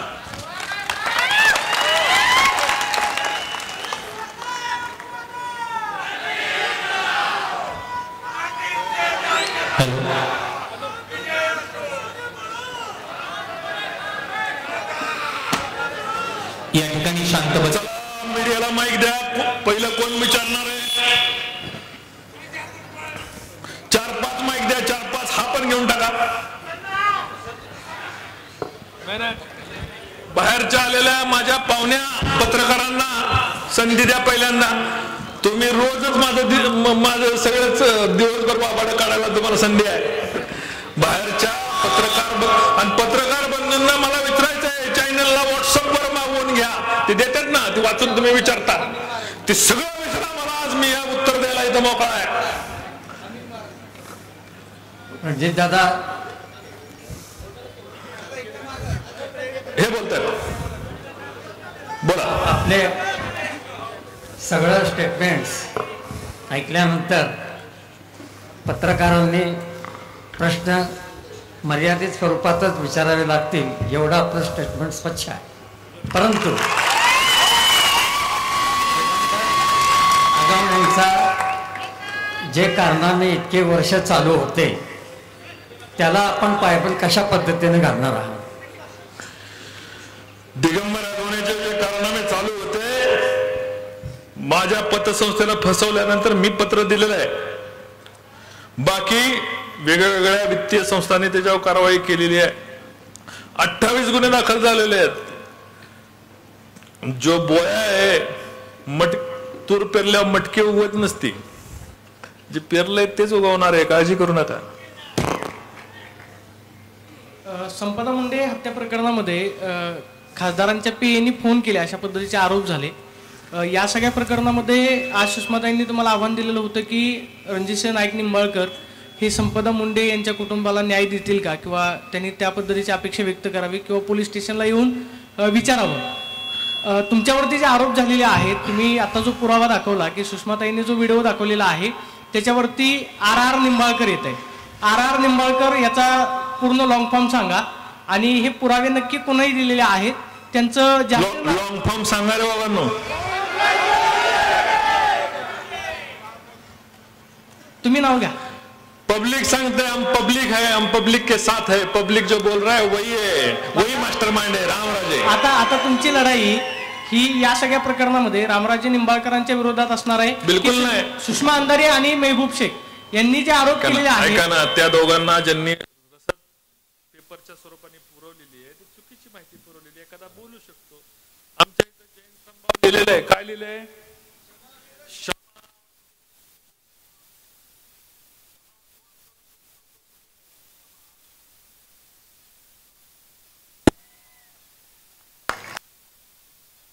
आतापर्यंतच्या संपूर्ण तुमच्या या प्रेझेंटेशन मध्ये तुम्ही बऱ्याच वेळा मास्टर माइंड असं उल्लेख केला. त्या मास्टर माइंडचा उल्लेख करूनच थांबणार आहात की तुम्हाला जो त्रास झालाय, तुम्ही जे दाखवायचा प्रयत्न करताय, त्यांना कोर्टात खेचणार आहात? त्या संदर्भात काही न्यायालयीन लढाई लढणार?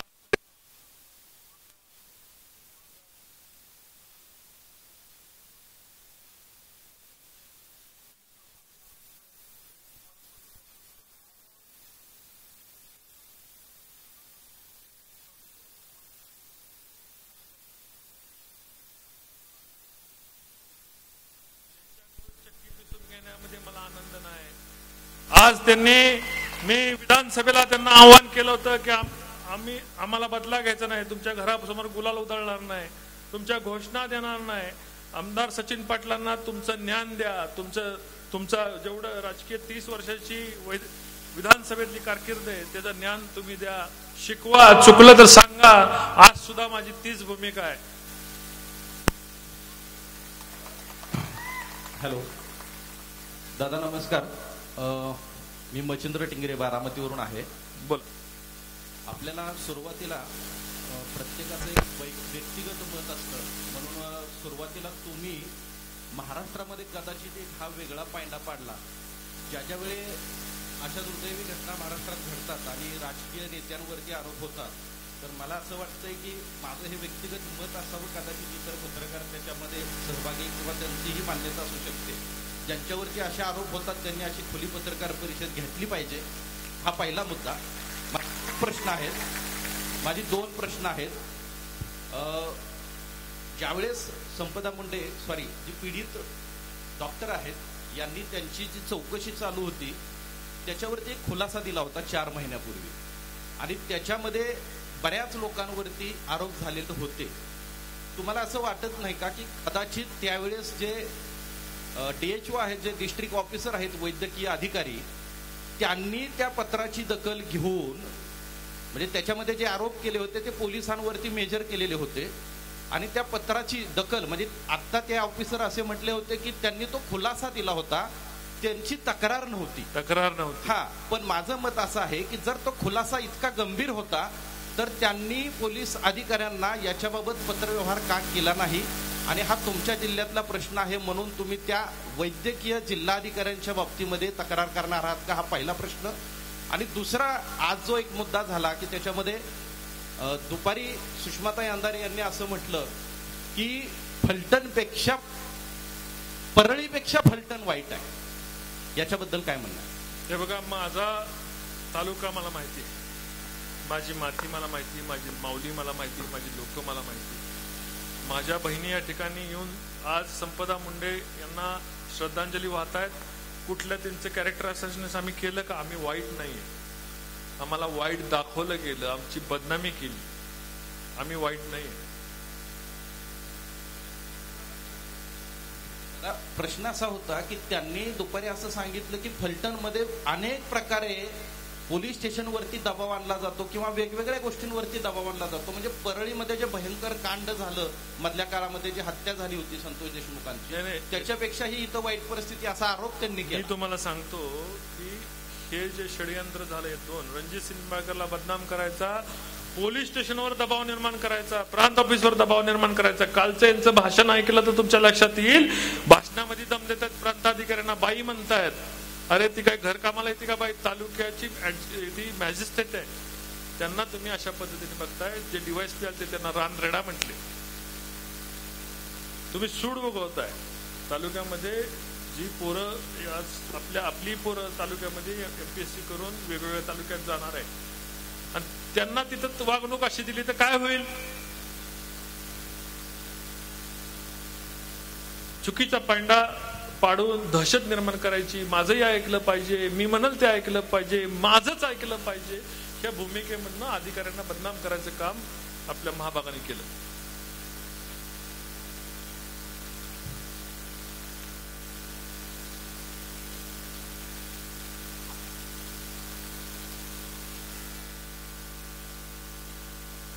या सगळ्या पत्रकार परिषदेची सुरुवात म्हणजे की संपदा मुंडे आत्महत्या प्रकरण आहे. या सगळ्या प्रकरणामध्ये कुणावरती कारवाई व्हावी असं तुम्हाला वाटतं? सुसाईड नोट ज्या संपदा मुंडेनं हातावरती गोपाल बदने आणि बनकरची नावं लिहिली होती, ते याच्यामध्ये प्राथमिकरित्या दोषी आहेत असं तुम्हाला वाटतं का? एक इथले लोकप्रतिनिधी म्हणून या सगळ्या प्रकरणामध्ये तुम्ही काय लक्ष घालणार आणि कोणावरती कारवाई होणार? लक्ष घालाय कुठे ठेवशील ठेवलं होतं, माझ्यावर सगळ्यांचं लक्ष होतं. मी कशाला विचारायला जाऊ तिथे कोण दोषी कोण काय? म्हणजे परत रणजित निंबाळकरनी पोलीस स्टेशनला फोन केला, मी माहिती घेतली नाही. आजच्या पत्रकार परिषदेनंतर माहिती घेतो. दोषी जे कोण त्या पीडितेच्या बाबतीत दोषी असतील त्यांना पीडितेला न्याय मिळाला पाहिजे, ही माझी त्या दिवशीची भूमिका आहे. आजची आणि उद्याची पण तीच असणार आहे.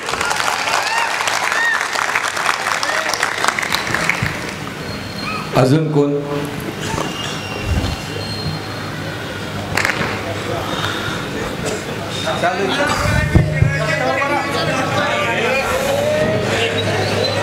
खाली बसा. मध्ये झटका संपादक श्रीनिवास कदम पाटील आहे दादा. कुठे हे कदम पाटील इकडे सॉरी. ज्या वेळेला ही घटना घडली, दुर्दैवी घटना, त्या घटनेचा आपण व्हिडिओ केला की जे कोणी दोषी असतील त्यांच्यावर कारवाई करावी. आणि त्याच दुसऱ्या दिवशी मुख्यमंत्री आले. दादा आम्ही अकलूजवरून आलोय. आमच्याही मनामध्ये शंका होती, परंतु तुम्ही ही लाईव्ह पत्रकार परिषद घेऊन खऱ्या अर्थानं तुम्ही या महाराष्ट्राचं राजहंस झालेला आहे. दूध का दूध आणि पाणी का पाणी केलेलं आहे. दादा एक आहे की हे राजकारण आहे. तुम्ही आजपर्यंत जो काही 5 वर्षामध्ये खऱ्या अर्थानं माढा लोकसभेमध्ये जो विकास केला, खऱ्या अर्थानं हे 2 प्रस्थापित आहेत. आमच्या माळशिरस तालुक्यामध्ये सुद्धा आहेत आणि फलटणमध्ये सुद्धा आहेत. या दोन्हीच्या छाताडावर बसून आपण विकास केला. याच विकासामुळे त्यांचं सल हलतंय. तुम्ही फक्त काय केलंय, आता हे माता भगिनी आहेत या, मी फक्त म्हणतो की मुळाला त्यांच्या आग लागलेली आहे. त्यामुळं दादा तुम्ही निश्चितपणे धुतल्या तांदळासारखा आहे. तुमच्यावर जर डाग असता तर तुम्ही जाहीर व्यासपीठावर आला नसता. तुम्ही आला हेच खऱ्या अर्थानं हे तुमचं निश्चितपणे बिगर आरोपाचं आहे. तर मी तुम्हाला या ठिकाणी जाहीर सांगतो की तुमची ही जी भूमिका आहे ती आम्ही निश्चितपणे समाज माध्यमातून मांडू आणि आपलं असंच उत्तरोत्तर कार्य हो. बारामती झटका संपादक श्रीनिवास कदम पाटील. धन्यवाद. पत्रकारांच्या शंका संपलेल्या आहेत. माझ्या तरुण मित्रा तुझ्यासाठी वेगळा दिवस देतो, थांब जरा. दादा 1 मिनिट फक्त. एक जय महाराष्ट्र न्यूजचे प्रकाश शिंदे साहेब बोलतायत बरं का. आणि पत्रकारांची माफी मागतो, कारण आम्हाला जर चुकून काय गैरसोय झाली असेल, काय असेल, एवढ्या सगळ्या गर्दीत मला माफ करा. ही जाहीर माफी पत्रकारांची. दादा रामराजेंनी असा आरोप लावलाय तुमच्यावर की राहुल दस जे DYSP होते त्यांना तुम्ही आणलंय आणि त्यांनी जे हे कारनामे केलेले आहेत त्याच्या मागे तुम्ही आहात. काय सांगाल यावर? आता मी त्या आरोपात सगळ्याच आरोपाचं मी खंडन केलेलं आहे. त्या माणसाने चांगलं काम केले. DYSP राहुल दस यांच्या काळामध्ये अनेक गुन्हे उघडकीस आले आणि जर अशा चांगल्या काम करणाऱ्या माणसाला माझ्याशी जोडायचं आणि मग येणाऱ्या नवीन अधिकाऱ्यावर दबाव निर्माण करायचा हे षडयंत्र आहे, लक्षात घ्या. म्हणूनच मी लाईव्ह डिटेक्टरची मागणी केली. रामराजेंनी त्या ठिकाणी यावं, मला विचारावं, मला जे प्रश्न विचारले ते खरेत काय हे तुम्ही विचारावं. अजून कोण विचारणार आहे का? मला वाटतं कोणी नाहीये. दादा कन्क्लूडला यायला हरकत नाहीये. माय भवानी आमच्या समोर बसलेत. परवानगी आहे का कन्क्लूड करायला, म्हणजे संपवायला परवानगी आहे का?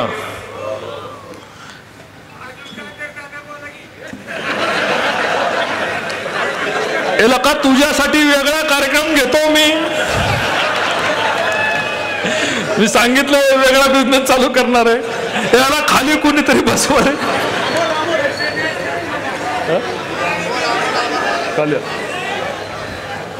धन्यवाद. एक मिनिट. काही महिला ज्या दादांवर डाग जो टाकला गेला त्याबद्दल दादांचं दुधात पाय धुवून त्यांचं या ठिकाणी डाग पुसण्यासाठीच हे करणार आहेत फलटण तालुक्यातील महिला. त्यांना विनंती आपण पुढे आणि थोडं महिलांना संधी द्या. या ठिकाणी या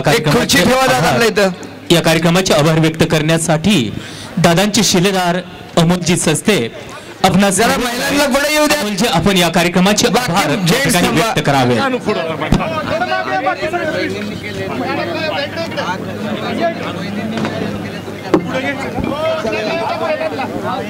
जरा महिलांना पुढे येऊ द्या.